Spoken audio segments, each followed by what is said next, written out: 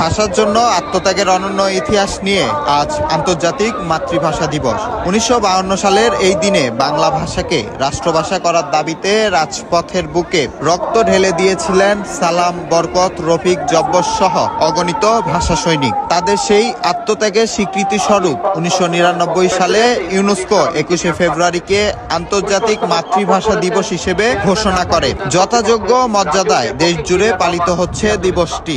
প্রথম আজকে এবার আমি কেন্দ্রীয় শহীদ মিনারে এই প্রথম এসেছি। আমার খুবই ভালো লাগছে, কারণ হচ্ছে ২১শে ফেব্রুয়ারি আমাদের জীবনের একটি ঐতিহ্যপূর্ণ দিন, যেই দিনটাকে আমরা ছোট থেকে জেনে আসছি যে আমাদের ভাষা শহীদরা আমাদের জন্য কত ত্যাগ করেছে, আমাদের এই বাংলা ভাষার জন্য, এই বাংলা ভাষাকে রক্ষা করার জন্য। সেই ভাষাকে আমরা আজকে মনে ধারণ করি, বুকে ধারণ করি। ওই ভাষার প্রতি আমাদের যে আবেগ, এই আবেগের জায়গাটা ২১শে ফেব্রুয়ারি প্রতি বছর আমাকে নাড়া দিয়ে ওঠে। ২১শে ফেব্রুয়ারি আসলে এই দিনের কথা আমরা মনে করি, আমাদের সেই ভাষা শহীদদের কথা। ১৯৫২ সালের ভাষা আন্দোলনের জন্য এই দিবসটি পালন করা হয়।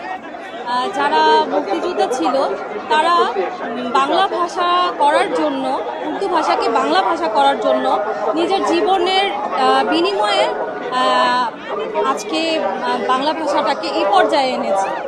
তারা যদি না থাকতো আমরা কখনোই আমাদের